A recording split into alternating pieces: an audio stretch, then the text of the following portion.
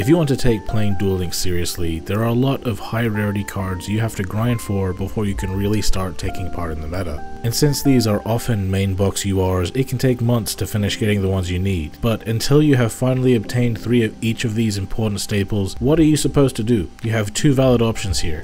First of all, you could play a deck that requires no staples, or a deck that is in the same box as one of the staples you're going for. Secondly, you can use cards that cost no gems at all instead of staples. In this video, I'm going to cover all of these free-to-play staples you can use in Duel Links to give your deck that extra punch with no extra cost. I should mention that while the best staples in the game are from boxes, the cards I will mention today aren't suddenly useless once you get these staples, and you can still use them even after you've gotten your staples, as these are not one-to-one replacements. These are cards that are powerful in their own right. If we simply tried to find cards that mimicked the exact effect of the staples we find in boxes, then we'd be left with some unplayable garbage that is only going to ruin your deck. I don't want you to feel like you're downgrading. I want you to feel like you're being empowered, so I'm only showing you cards that are truly powerful and free. The first card I'm going to be talking about is Skullmeister.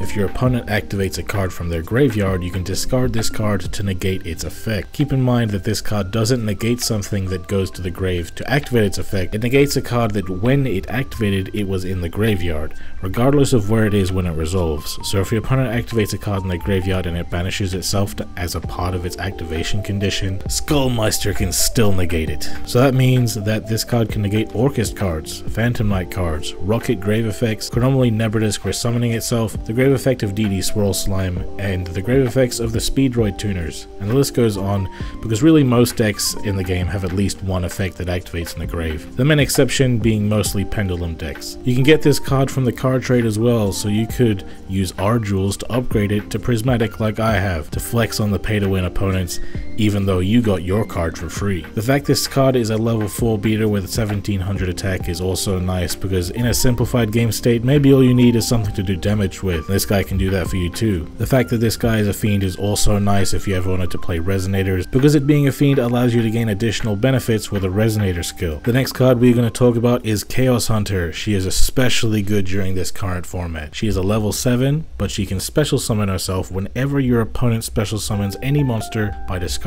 one card. If you've played any amount of Yu-Gi-Oh, you know that your opponent is definitely going to special summon at some point. So you can special summon this card from your hand as soon as they do that, and then it has a continuous effect that really hurts your opponent. It says that your opponent cannot banish cards. That means no Cosmic Cyclone, no Miracle Fusion, no Orchest effects, and honestly almost every deck in the game has some banishing effect, and Chaos Hunter will only turn off the opponent's banishing, so you can still banish yourself without any issues. It's completely one-sided. She is a level 7 as well, which might be nice if you have a way to take advantage of that level, for example by Synchro summoning with it or Xyz summoning with it. But if you don't want to use it for a Synchro or Xyz, she's always an opposing force on the field just by herself, and a 2500 attack doesn't hurt either. Just like Skullmeister, you can get this card from the card trader, meaning you can also use R Jewels to upgrade it to a Prismatic so you can flex on your opponent while you turn off their game plan. If you don't have any back row removal but you feel like your deck really needs back row removal, you could use Spiritualism.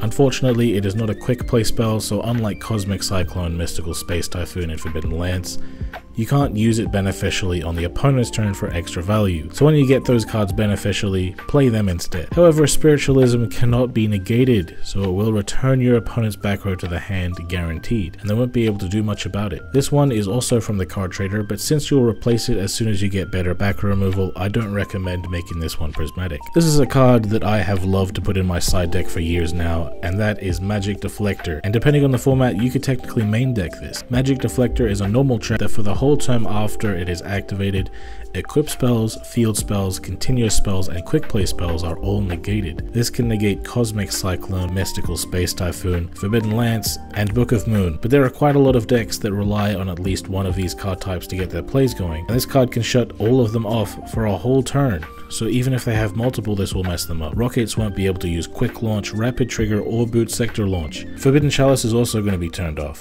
DDD can't use their contracts. Onomats can't use Onomata Pickup or Gaga Revenge. Sulfur Cord can't use their field spell. The list goes on, and honestly every single deck in the game uses some of these spell types. At least they definitely use quick plays like the staple quick plays. So this card is going to be somewhat live in most games, and even if it isn't the most powerful card on its own, it can really put in work in conjunction with the rest of your deck, depending on what you're playing. So definitely think about this, maybe it'll fit in your deck before you get your staples. Kiteroid is one of the best battle damage preventing cards in the game, as you can discard to prevent direct battle damage one time, then banish it from grave to do it again. So this card will stop the damage from 2 direct attacks all by itself. This is a card that sees quite a lot of play, just to keep duelists alive so they can get another turn to turn the duel around. It's in the card trader, so you can make it prismatic, and as you can see I've made mine prismatic because I know whenever I build a deck that needs some extra survivability, then I might want to consider this. Enemy controller is something that we should all already have. If you don't have it yet though, go through the information menu to find the Mokuba bingo sheets, and if you complete them you will get a copy of this card, which is all you'll need because for now this card is limited to 1 copy per deck anyway. This card has 2 effects, one of them turns an opponent's monster to defense mode, and the other one tributes your monster so you can take control of your opponent's monster. You could use the effect to steal your opponent's monster on the opponent's turn at a key moment to prevent them from using that monster's effect, or to prevent them from using it as a material for an extra deck summon. You could also take the opponent's biggest monster during the opponent's battle phase to prevent the rest of their monsters from attacking you. Definitely consider this card if you have a spot free in your deck and you don't have any other limited to 1 cards in your deck. My favorite thing to do with this is take my opponent's monster during my own battle phase to kill them with their own monster, the Econ Betray. Lava Golem is an amazing card that can tribute 2 of your opponent's monsters in order to special summon it to their side of the field. And it has 3000 attack, but it doesn't have any protection effects. So you could use this to get rid of 2 of your opponent's monsters that might have protection effects, to basically make it so that they have no protection left on their field. The downside is though that the turn you summon it, you can't normal summon. So if your deck can still play without normal summoning, maybe consider this card. You can obtain it with UR tickets or by farming Yami Marek at the gate. The level rewards for the DM character Loomis and Umbra contains some continuous traps that you might like to consider depending on the decks you expect to play against. The light imprisoning mirror that prevents light monsters from using their effects, the dark imprisoning mirror that prevents dark monsters from using their effects. If your deck doesn't have light or dark monsters in it that you care to have their effects, then you can play the light and or dark imprisoning mirrors in order to hard counter any deck with lights and or darks in them. Most decks have lights and or darks in them, so these are going to be useful almost all the time. However, some decks don't need to use light or dark effects, so it won't be useful against those opponents. And these won't be that good to you if you yourself are using light or dark monsters, so keep that in mind. These 3 cards though are only available at 1 card each, but they are all available from leveling up Loomis and Umbra. Solemn Scolding is a card you might like to use if your deck doesn't really put down back row, as it can't be activated if you have other set cards in your back row.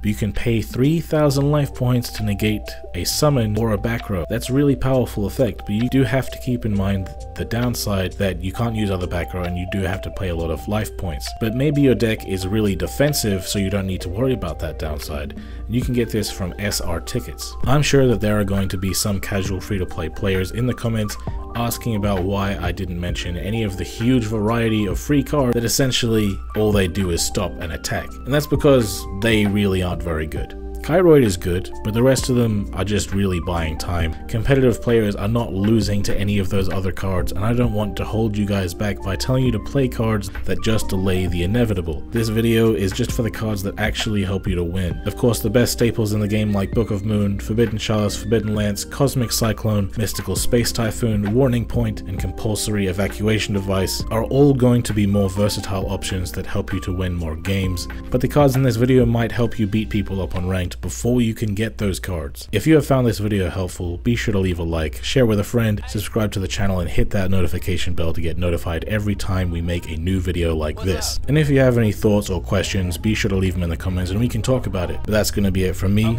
Thanks for watching, guys. I've been Undead from Team 6K, signing out. Wait, hey, I feel like the greatest. Now I feel like they hate it. Now I feel like the only one and there is no debating. Man, I feel like they leaving, now I feel like they waited. Now I feel like this is the feeling before I can make it. Before I hit the stage, I just feel like I'm nauseous. Or I feel like I'm popping, or I feel like a boss is. Maybe I'm feeling off it, or I feel like I'm toxic. Maybe feeling intoxicated is the reason for all this. I wanna whip it with the top down, dog, like I'm Earth Gang. Told him, listen, wild day shine like my first name. Told me go and grab a titty, boy, it's my first chain. I ain't even switch gears yet, it's the first lane. The first pain I ever felt was the worst pain. And church came, and that feeling of hurt came. And her name made this feeling all worth pain. She made me realize what I had felt in the first place. Making me sweat, making me feel so high.